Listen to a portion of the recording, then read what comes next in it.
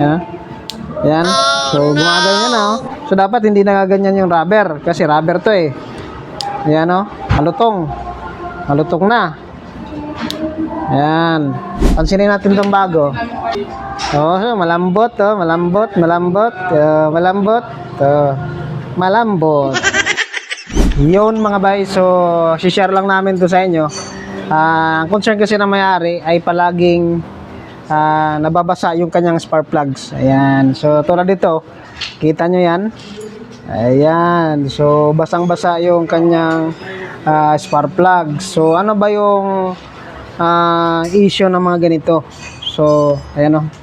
Kita natin dito na, sunog na rin yung spark plugs eh. Oh. Ayan. So, kapag ganyan, nakita ninyo na basang-basa na yan, yung problema niyan, yung kanyang spark plug seal, oil seal, dito yung nakalagay. Ayan. So, dyan. So, may mga unit na yung spark plug seal, kasama na dun siya sa valve cover gasket. Tulad ditong unit na to, kasi ito, Suzuki Swift. Yan. So, ito yung kanyang old valve cover.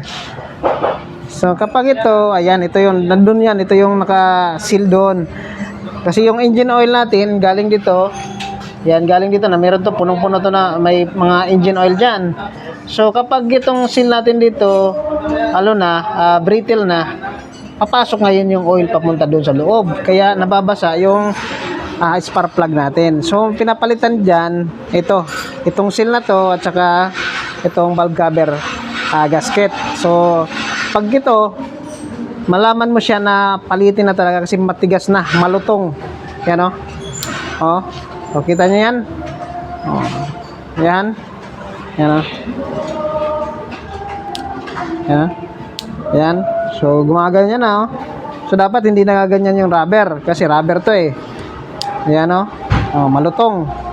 Malutong na. Yan. Yung bago, ito. Oh, pansinin natin itong bago. Ayan. Oh, so, malambot, malambot, malambot, malambot, malambot. So, yan. Simple tips lang mga paps. Kapag nababasa yung spark plug natin, palitan nyo ng spark plug seal, oil seal, or yung buong gasket. Kasi kasama na yan doon. Yung ibang unit ha. Pero may mga ibang unit na separate lang to. Okay?